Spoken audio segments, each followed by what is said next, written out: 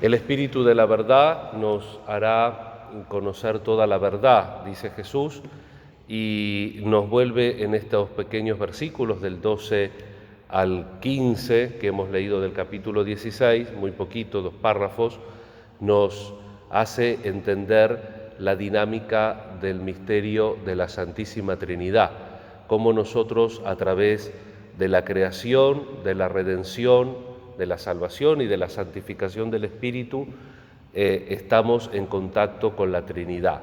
A través de la humanidad resucitada de Jesús, hay una conexión con la Trinidad, una conexión real.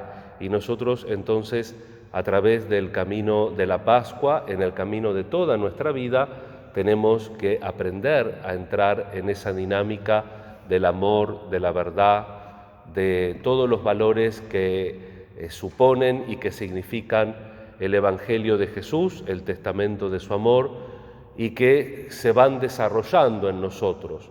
Por eso esto también es una ocasión para que repita algo que repito muchas veces, y es el tema de que nosotros no seguimos una religión en el sentido tradicional del término religión. No seguimos ritos, no seguimos un libro, un código con todo totalmente procesado, determinado, anotado, punto. Si pasa esto, el cristiano tiene que hacer esto. Si pasa lo otro, el cristiano... No, a veces el cristiano hace lo que su conciencia, su libertad y su apertura al Espíritu le dicta en ese momento puntual de su vida, y Jesús no quiere garantizar un éxito porque busca ese movimiento, ese seguimiento, ese espíritu que toma lo de Jesús, porque lo de Jesús es lo del Padre, todo lo del Padre es mío y viceversa, dice Jesús, y eso es lo que se nos da a nosotros. Por eso comienza la perícopa de hoy.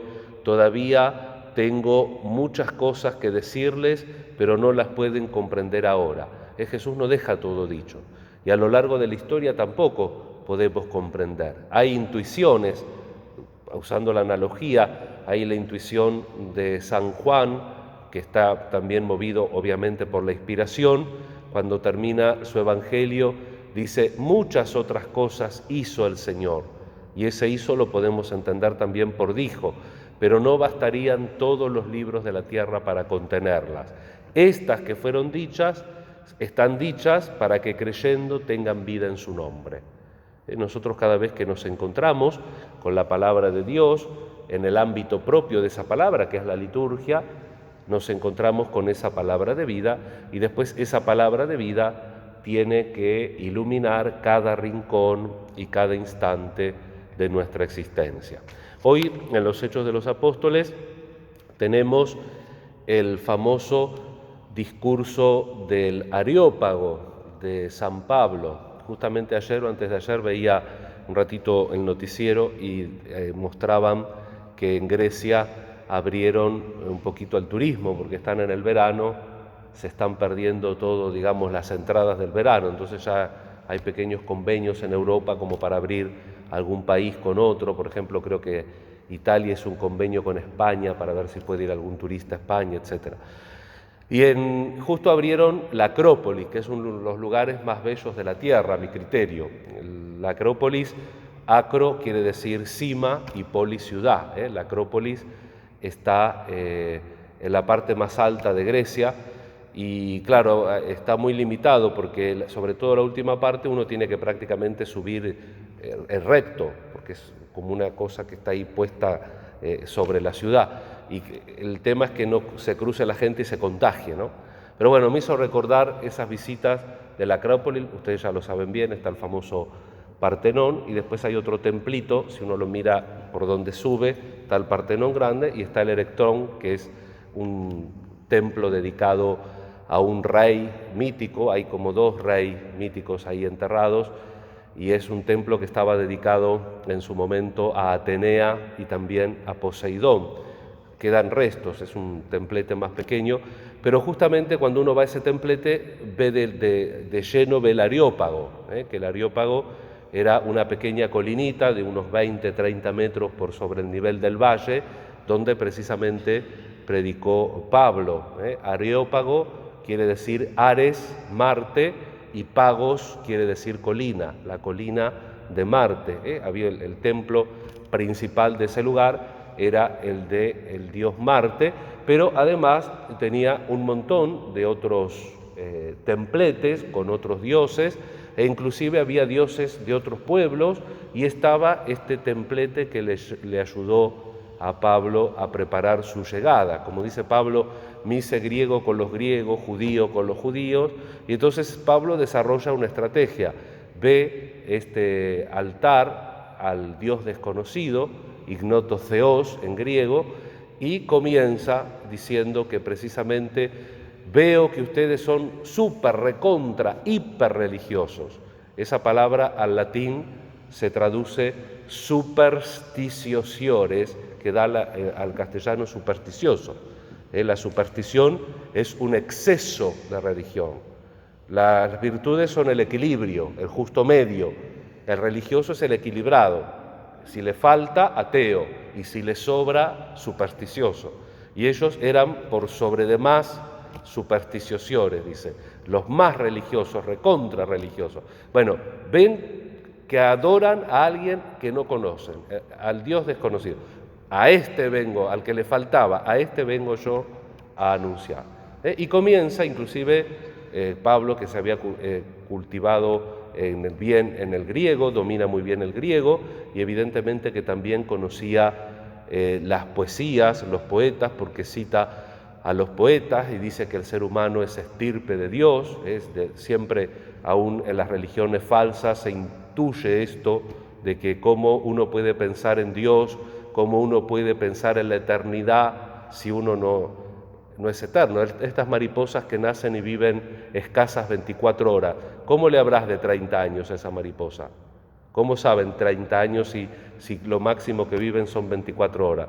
Y nosotros, ¿qué podemos saber de eternidad, de divinidad, si terminamos siendo un hueso que de acá, bueno, si tenemos suerte, porque vieron que ahora creman a todo el mundo, pero supongamos que no nos cremen y que encuentren un hueso de alguno de nosotros de acá a digamos, 3.000 años, 4.000 años, y un antropólogo diga, uy, acá cerca de Chingolo, mira, encontré este huesito, ¿de quién será?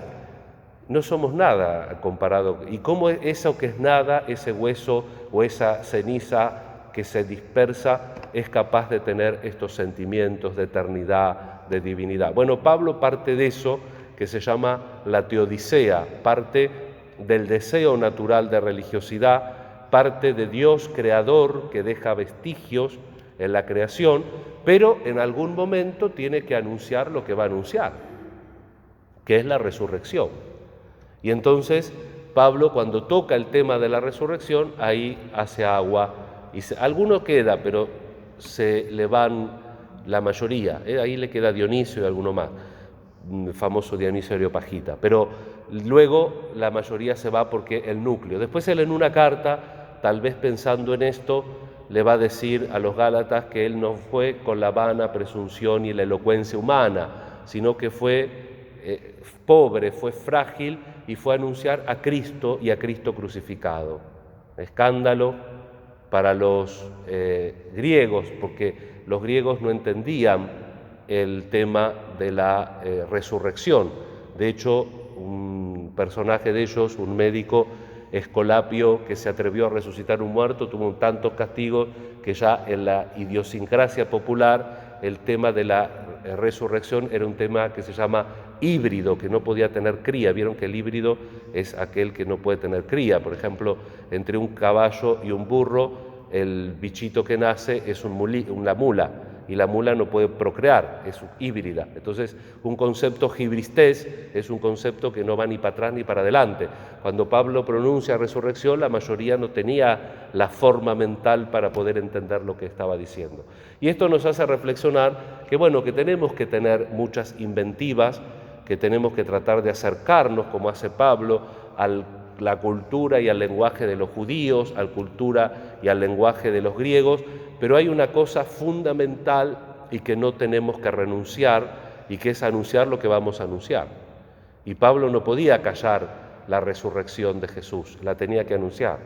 Y tal vez fue lo primero que tendría que haber anunciado, y después no lo sabemos, pero quiero decir que el texto de la palabra de Dios nos muestra la vida misma y nos tiene que ayudar a nosotros también en nuestra vida, como decíamos estos días, tanto cuando tenemos fracasos, cuando tenemos éxitos, sabiendo que no depende de nosotros, sino que lo que depende de nosotros es la apertura, es dejar a este Espíritu que nos hable, que nos comunique lo de Jesús, que nos regale lo del Padre, para que tengamos coraje y valentía cuando, como los apóstoles en esta evangelización, eran apaleados y en la cárcel cantaban, en vez de estar ahí, cómo me duele el palo, no cantaban, y cuando estaban bien también anunciaban el Evangelio sin creérselas tanto, pero con constante escucha y fidelidad a lo que el Señor les pedía.